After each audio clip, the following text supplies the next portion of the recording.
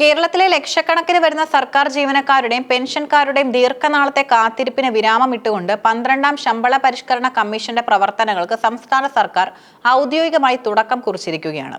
കടുത്ത സാമ്പത്തിക പ്രതിസന്ധികൾക്കിടയിലും ജീവനക്കാരുടെ ആനുകൂല്യങ്ങൾ സംരക്ഷിക്കപ്പെടുമെന്ന സൂചന നൽകിക്കൊണ്ട് ശമ്പള കമ്മീഷന്റെ പരിഗണനാ വിഷയങ്ങൾ സർക്കാർ പ്രസിദ്ധീകരിച്ചു.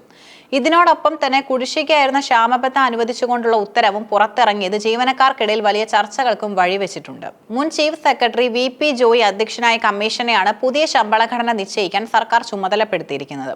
സംസ്ഥാനത്തെ സിവിൽ സർവീസിന്റെ കാര്യക്ഷമത വർദ്ധിപ്പിക്കുന്നതിനൊപ്പം ജീവനക്കാരുടെ ജീവിത നിലവാരം മെച്ചപ്പെടുത്തുന്ന രീതിയിലുള്ള ശുപാർശകളാണ് കമ്മീഷനിൽ നിന്നും പ്രതീക്ഷിക്കുന്നത്. പുതിയ ശമ്പള പരിഷ്കരണം 2026 ജൂലൈ 1 മുതൽ മുൻകാല പ്രാബല്യത്തോടെ നടപ്പിലാക്കാനാണ് സർക്കാർ തീരുമാനം. ഇത് ജീവനക്കാർക്ക് വലിയ തോതിൽ കുടിശ്ശിക ലഭിക്കാൻ കാരണമാകും.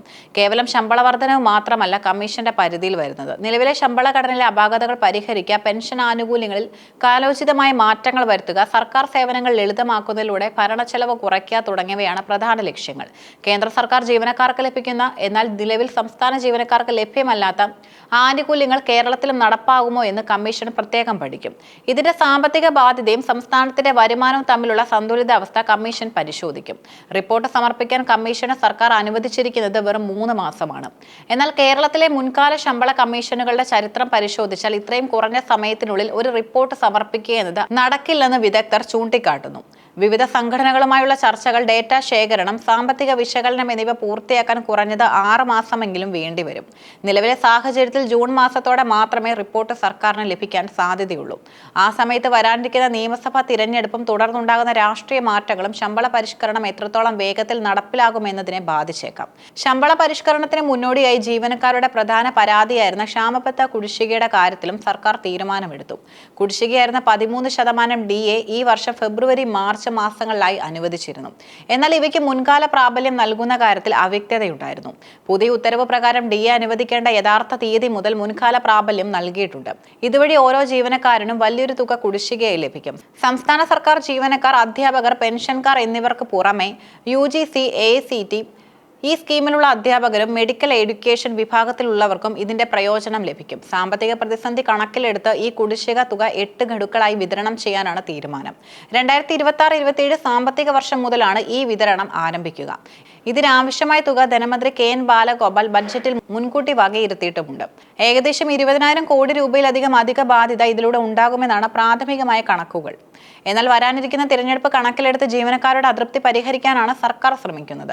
നിലവിൽ അനുവദിച്ച മുഴുവൻ DA ഗഡുക്കളും മുൻകാല പ്രാബല്യത്തോടെ നടപ്പിലാക്കുന്നത് ഭരണപക്ഷത്തിന് ജീവനക്കാർക്കിടയിൽ വലിയ സ്വാധീനം നൽകും.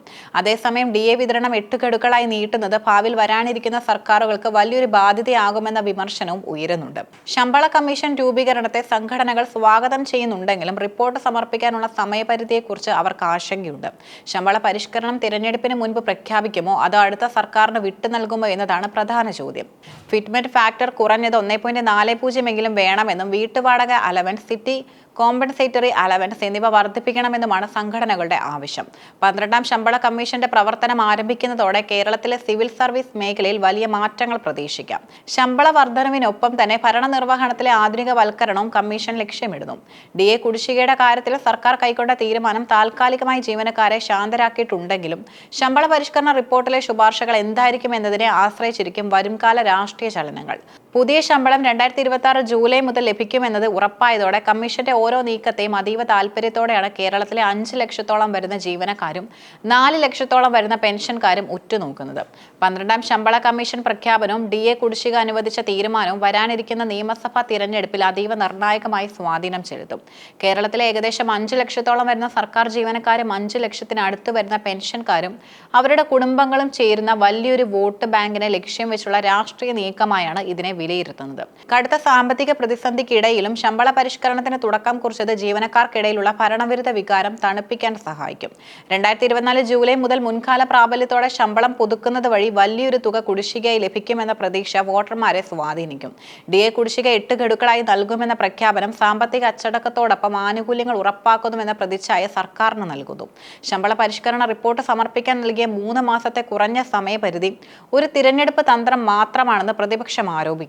റിപ്പോർട്ട് സമർപ്പണം വൈകിയാൽ അത് തിരഞ്ഞെടുപ്പ് പ്രചാരണങ്ങളിൽ സർക്കാരിനെതിരെയുള്ള ആയുധമാകും. കൂടാതെ കുടിശ്ശിക വിതരണം 2026-27 കാലയളവിലേക്ക് നീട്ടിവെച്ചത് അടുത്തതായി വരുന്ന സർക്കാരിന് മേൽ ബാധ്യത അടിച്ചേൽപ്പിക്കാനുള്ള നീക്കമാണെന്ന വിമർശനവും ശക്തമാണ്. ചുരുക്കത്തിൽ ജീവനക്കാരുടെ സാമ്പത്തിക താൽപര്യങ്ങൾ സംരക്ഷിക്കുന്ന ഈ തീരുമാനങ്ങൾ തിരഞ്ഞെടുപ്പിൽ ഒരു നിർണായക ഘടകമായി മാറും. ഈ ആനുകൂല്യങ്ങൾ വോട്ടായി മാറുമോ അതോ വെറും വാഗ്ദാനങ്ങളായി അവശേഷിക്കുമോ എന്നത് വരും മാസങ്ങളിലെ സർക്കാർ നടപടികളെ ആശ്രയിച്ചിരിക്കും.